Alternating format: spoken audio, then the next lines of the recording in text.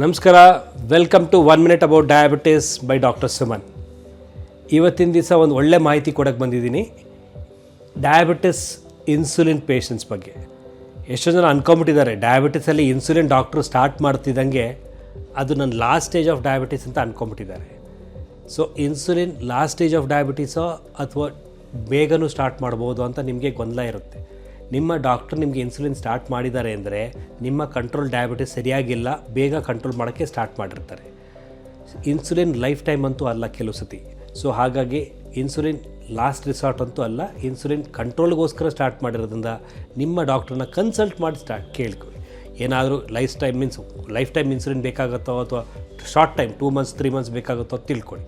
But insulin ತೊಗೊಳೋದ್ರಿಂದ ನಿಮ್ಗೆ ಯಾರಿಗೂ ಏನೂ ಪ್ರಾಬ್ಲಮ್ ಅಂತೂ ಆಗೋಲ್ಲ.